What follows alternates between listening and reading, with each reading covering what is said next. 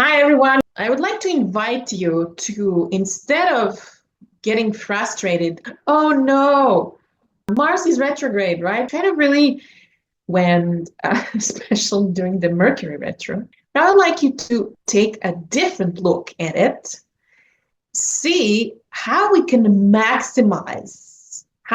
maximize these periods. So teach here the Western tropical astrology, also evolutionary astrology. What does it mean? It means that I'm observing our natal charts as works in progress. So we came here to this earth to actually learn something. Energies which are happening, which are bigger than us, that are happening in the skies, that are influencing us in a specific way, based on our birth chart and based on the current transits of planets. So we can really benefit from understanding a little bit more about the bigger energies outside of us. It also helps us put our problems, our lives into perspective.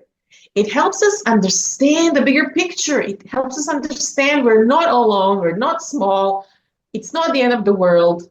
It really kind of helps us get out of ourselves and take this 15,000 miles high approach.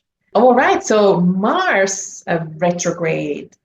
Mars is all about how we move our energy. So actually how we do things in the world, right?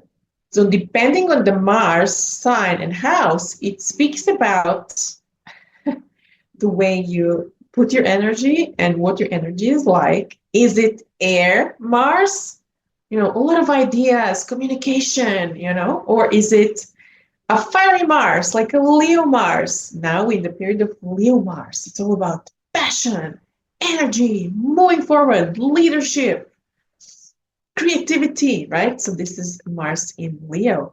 Also, depending on the house, which house is it? So through understanding that more, you're going to understand where the energies are affecting you the most. Mars is going retrograde from the 6th of December until the 23rd February. So really long time, my friends. So we're really called to understand more about how we use our energy, how we implement our energy. Are we really going after the things that we love? Are we really going after the things that we want from the depths of our heart? Or are we just going after things because of fear? Because we were taught to do it. The society is pushing us to do it. Which one is it? Right? And the Mars in Leo is actually asking us to reinvent, to reconnect with that passion again and the creativity, and to understand that when we do things from our hearts, we get the most beautiful results, as opposed to when we do things out of fear, things don't turn out so well. No? The power of intentions. Have you heard about intentions? I'm sure you did. Intentions are all about what do we imagine or what do we want before entering an activity? What is our goal and what do we want to achieve with this activity? Sometimes we don't know. We just engage and see what happens, right? Sometimes we're very invested. We want this because it's important for us, or we're doing it out of fear. I'm afraid if I don't do this, I'm going to lose my job, or if I don't do this, people will not like me, right? When we do things out of love, I want to share something. I love this. I think this is great. I believe in this. It's part of my values. It's a whole different paradigm, right? Can you imagine how do you feel? What do you feel like when you're doing things out of fear and when you're doing things out of love, out of a higher intention? Yeah? What's the difference? So we have all this period until the 23rd of February, a long time, when Mars will transit Leo and then go back to Cancer and then go back to Leo. So I would like you to check your charts in the area of Leo and Cancer to see which areas of your life will be activated. For me, being a Leo, it's near my sun, 11th house, and my 10th house, the house of career. So this Mars retrograde is very important for me because I am learning or relearning where am I putting my energy. Is this energy that I'm putting in really getting response that I want? Is it really helping people? Can I use my energy in any different way? Creativity and self-love for Leo, and it's active self-nurture during Cancer, right? We're asked, where are you not loving yourself enough? In which type of activities? What activities are you doing despite of yourself? For example, the way this manifested for me with Mars and Leo was I was really getting angry at myself. I was putting a lot of things in my schedule, and I was really then angry at myself for not finishing on time or fretting that I won't make it to the next activity in time. And it was just so, I was getting super frustrated. Why? Because I was putting pressure on myself, getting angry at me for what? For overburdening my schedule, right? Sometimes we're just like acting in spite of us, in spite of what is best for us, right? How can you move forward in the activities from love, from the place of giving, from the places of positive intention instead of fear? So what needs to fall off? Because this Mars retrograde is really deeply affecting everybody. So take a look at the chart where the Cancer and Leo are, and you're going to get a little bit of an idea, like your energy level. How can you observe and see where have you been putting in energy? What are you overdoing? What are you not doing enough? How can you love yourself more in the process? How can you do things out of love and not out of fear? So for me, being in 10th and 11th house, it's about career direction. Which activities are actually nurturing for me, which are not? What should I avoid? And in 11th house, who should I surround myself with? What is a group of people that I really feel at home at? Right? Have you heard of Meg Ryan?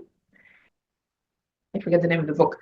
But anyway, it speaks about how actually Meg Ryan was never planning to be an actress. And she was actually studying to be a journalist. And she was paying off her college fees by sometimes acting in, on some TV shows. And all of a sudden, she was just feeling so supported. She was feeling so energized by these people on the set. And then she realized, hey, this is my element. Oh, yeah, I think it's Ken Robertson. The element, right? So how can we be more our own element? Where are we not in our element? So how can we outsource these things when we're not in our element? Right? And one more thing, which is really important, is we just entered Pluto in Aquarius. And this is such great news because we suffered under the Pluto in Capricorn for the past 16 years because it was all about structures, finding your place in the hierarchy of things, in your family, in your surroundings, at work, wherever Capricorn is in your chart. Okay, so finding power within yourself, if it was in the first chart, for example. For me, it was in the 4th house. It was really, really difficult.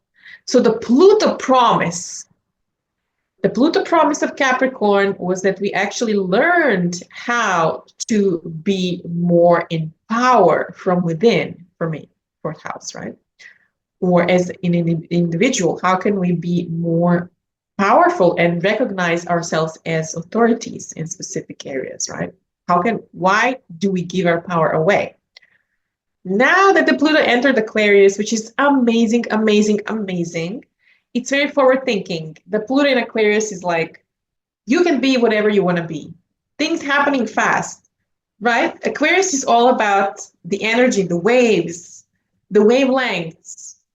So which wavelength do you want to be at? Effortless manifestation stream. Where can I accept myself as unique and wonderful? Or where haven't I been accepting myself as unique and wonderful? So take a look at your chart in the area where the Aquarius is. And this is the area that's going to be energized for the next 20 years.